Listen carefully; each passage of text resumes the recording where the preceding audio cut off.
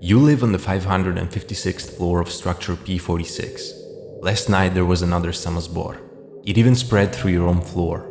You're afraid of going out into the hallway because there's someone groaning there. The liquidators will show up in a couple of hours at best. The smell of raw meat starts to seep into your room. This was the post that gave life to a collective internet horror writing project known as Samosbor. Set in a dystopic world where people live in an infinite Soviet building, the universe of Samosbor shows us an absolutely miserable existence in which death is always just around the corner. It could come at any moment, in any section of the building, in the form of the phenomenon which gives its name to the project. A mysterious purple fog that brings unknown dangers from which the only protection is hiding in the apartments equipped with pressurized doors. But will you get there in time, or will you have to face its unstoppable horrors and meet certain doom? Let's explore this world together.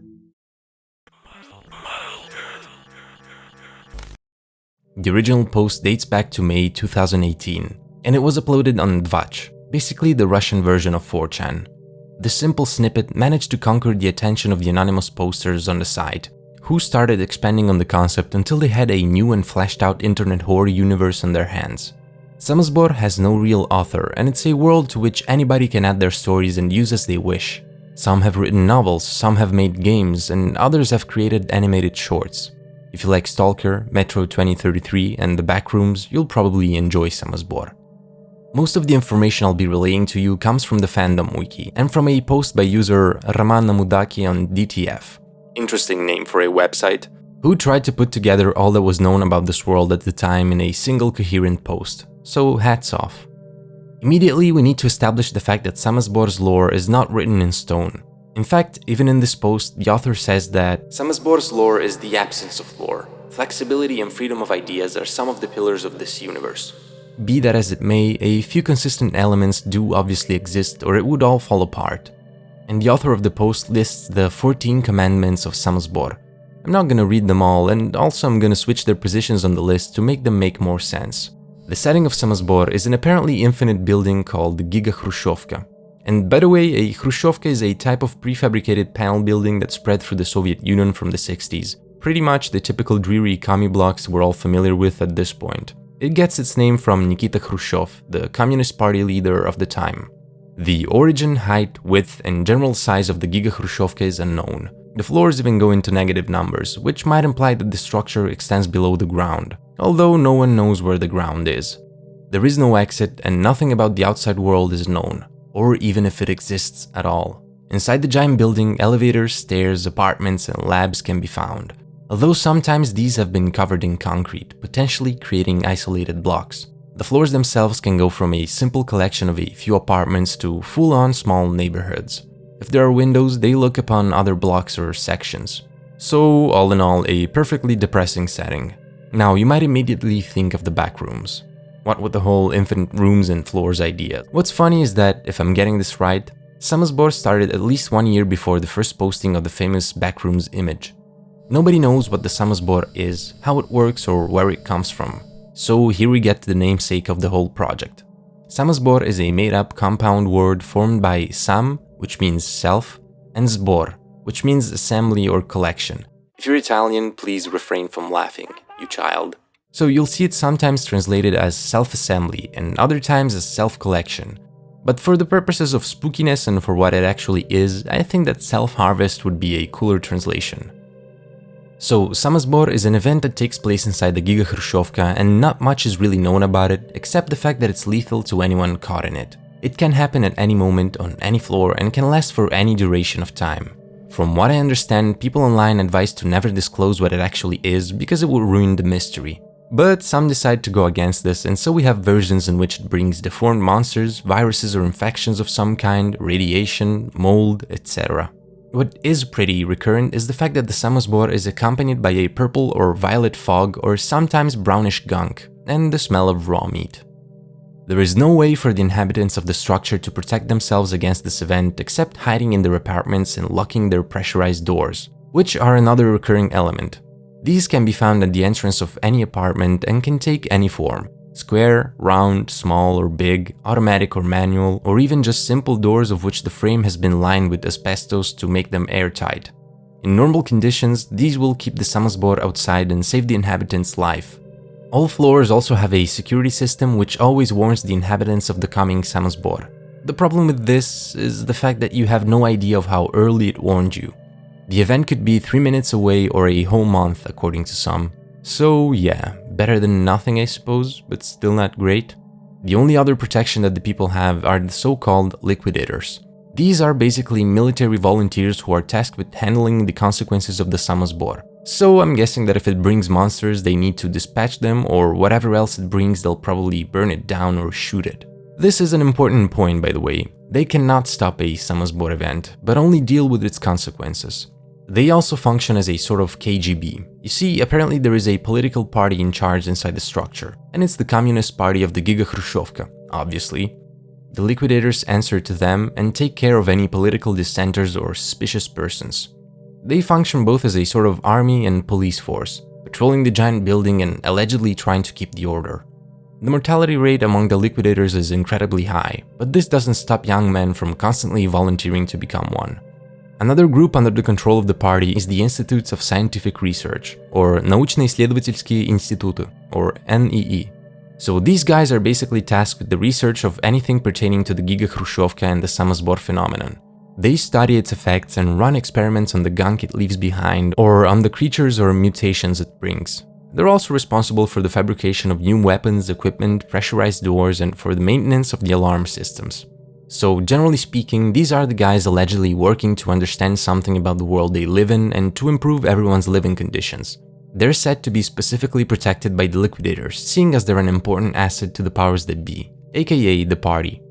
They also might be responsible, though I have no confirmation for this, for the production of food inside the structure. Obviously, living in an infinite building like this makes it impossible to grow crops, and from what I gathered there are also no animals in there. So how can the people sustain themselves? Well, most of the food comes in the form of a protein concentrate mixed with other chemical substances in varying proportions. This stuff is dished out by special distributors located on each level, for which you'll need to bring a food stamp. But what is this concentrate actually made of? Well, nobody really knows. There is a voice going around saying that it's made of human beings, but the fandom wiki assures us that it's just a false rumor. Sure, buddy. The wiki also adds that if one works really hard, they can get a special food stamp which gives them exclusive access to real food. Stuff like noodles, meatballs, potatoes, or different kinds of soup. Although personally, this feels like a pretty needless addition to me, and just logically speaking, how can they even have access to normal food? I feel like this raises questions which the world of Samosbor can do without, in my opinion. It is sometimes implied that normal food does exist, but it's extremely rare, and it's mostly in the supplies of the old ones, which are also a point of contention, but a more interesting one. When I say the old ones, I literally mean the old people living in the structure, the grandfather's generation. According to some versions, they are the only ones who still remember a world before the Gigakhrushchevka, whether it be because they actually lived in it, or because they also heard stories from their own grandfathers going back who knows how many generations. And so they would be the ones who might have hidden stockpiles of stuff like canned food, I guess. What's more interesting here, I think, is the question of the appearance of the structure, of its age, and of the existence of a different world. You see, a cool part of the mystery is what I've said before, how unknown anything about the building is, including its origin. So the fact that there could be people who remember a different world might take away from that by telling us that, yes, the Gigakhrushchevka did indeed appear at some point and it wasn't always there. Now this obviously sets up different questions which are also fascinating, like why did it appear, or how and when. But still, having that doubt between the two possibilities makes it more dreary and horrifying if you ask me. And in fact, in some versions, the grandfathers tell stories about the world before the Samosbor, but nobody really believes them and thinks that they're just making stuff up.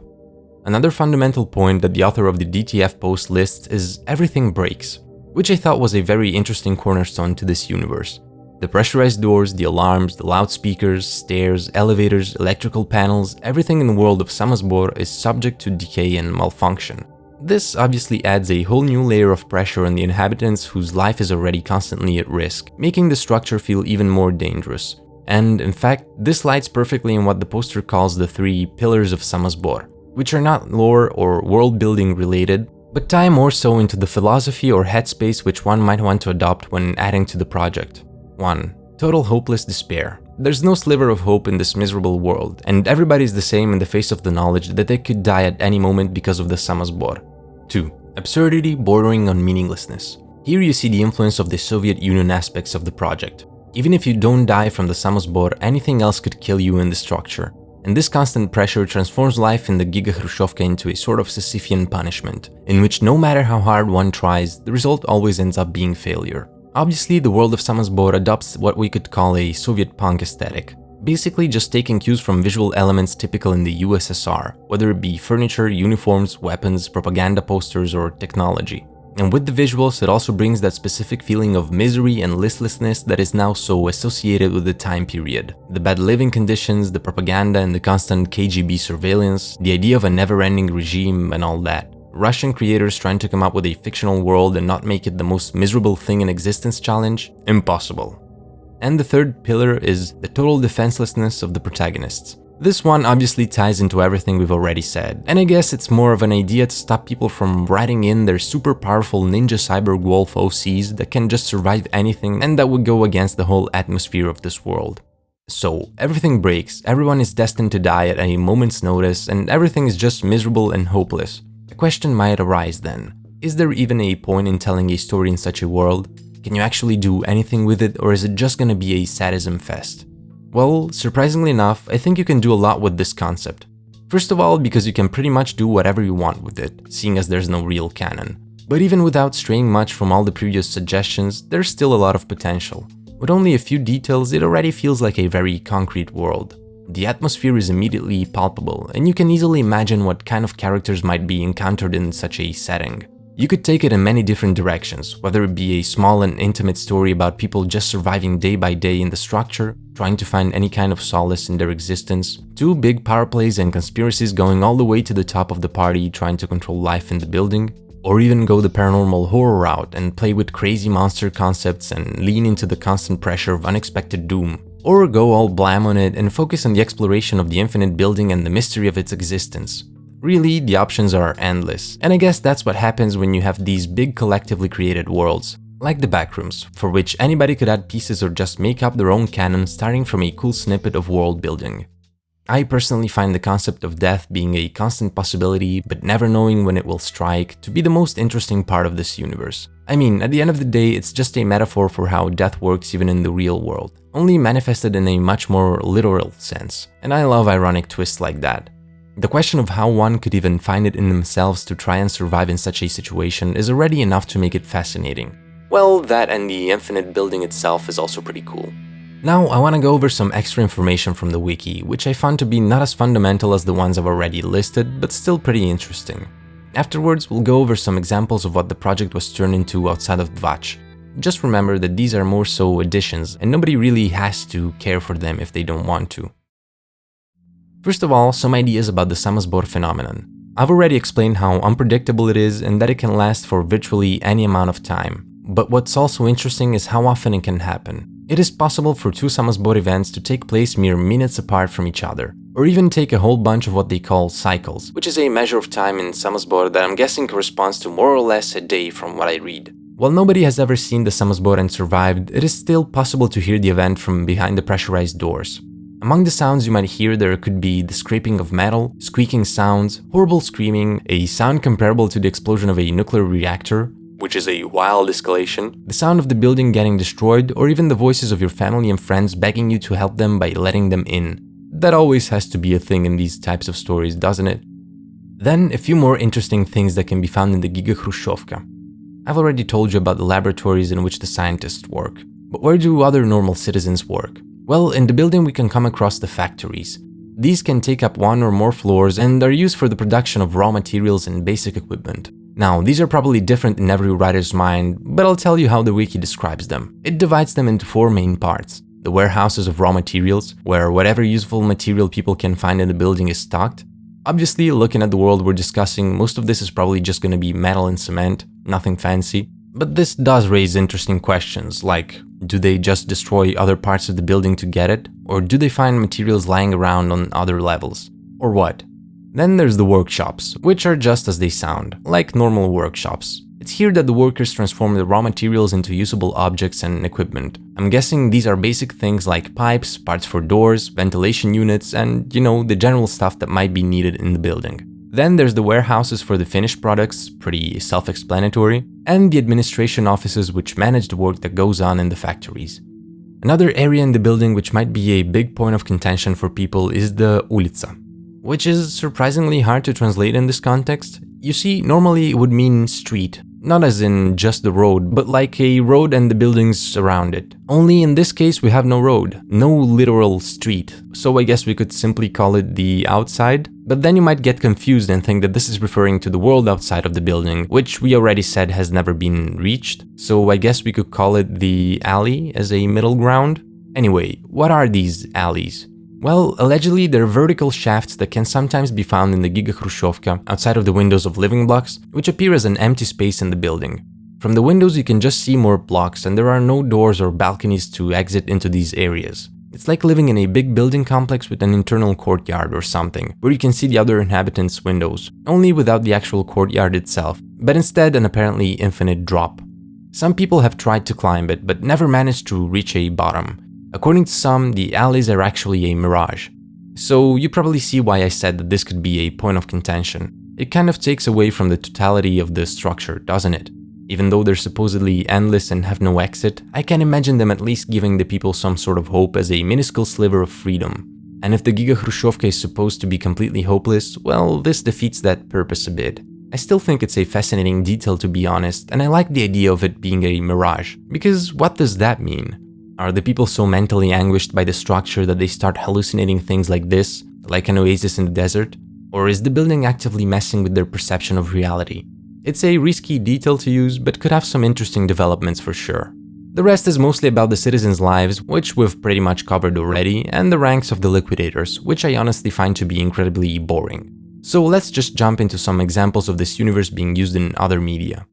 Surprisingly enough, for how interesting the world of Samosbor is, not too much has been done with it outside of novels and stories published online, of which there are many. And by the way, I thought about translating some original posts that people have saved from Dvach, but to be honest, they're mostly very bad. I'm sorry. They sound like the lowest tier of no-sleep short stories you've ever heard, so I'll avoid that. No offense. Now, there are a couple of games set in this universe. There's one that's just called Samosbor, which is only like $1 or $2 on Steam and is a shooter where you go level to level clearing out the enemies and collecting scraps to buy new guns and progress forward. It's very janky and not particularly well made, but it's just like $1, so anyway, there's really not much to say about it.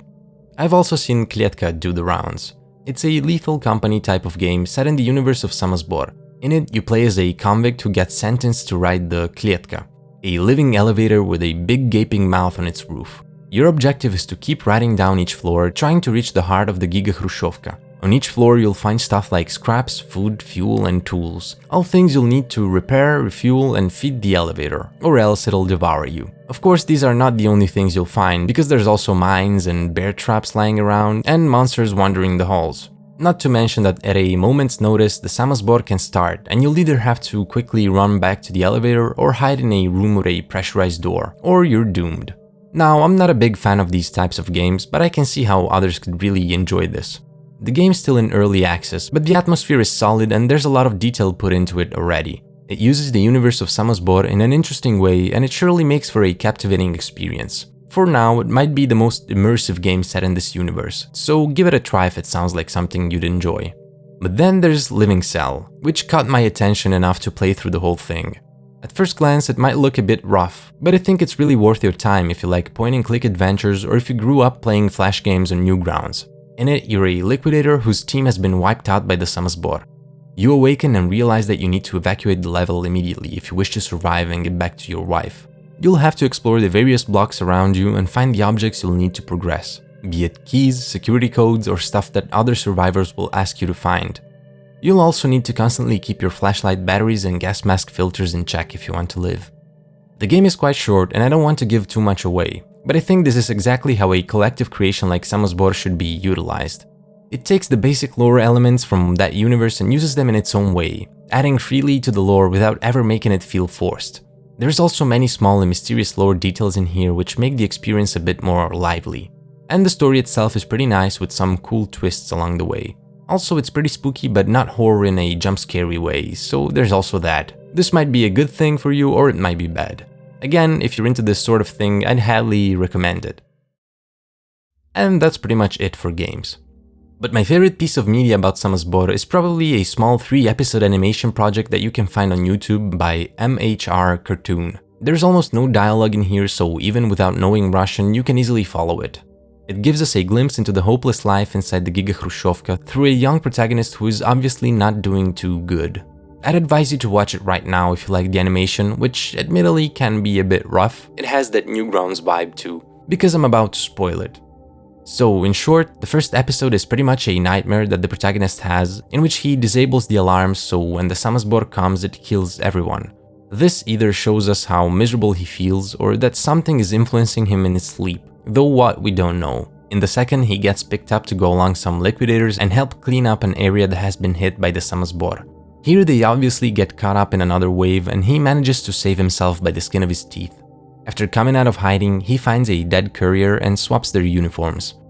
And in the third episode, we get a glimpse into the work of the couriers, which I hadn't seen mentioned anywhere up to this point, but the idea fits perfectly in this universe. Just imagine a Death Stranding type of game set in this world. That sounds great. And we see our protagonist traversing the Gigakhrushchevka, coming across a kid with a weird mask, get mugged, and getting back at the mugger.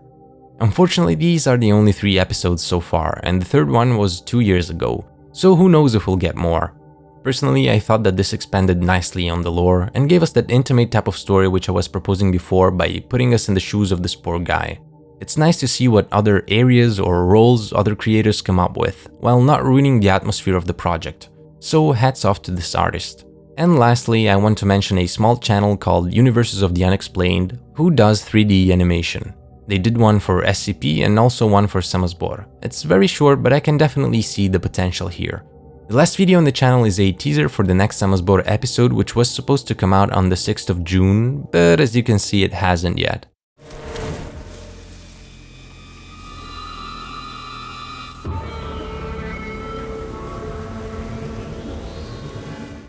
I hope the creator is doing well, and if you want to encourage them to make more, why not go and subscribe?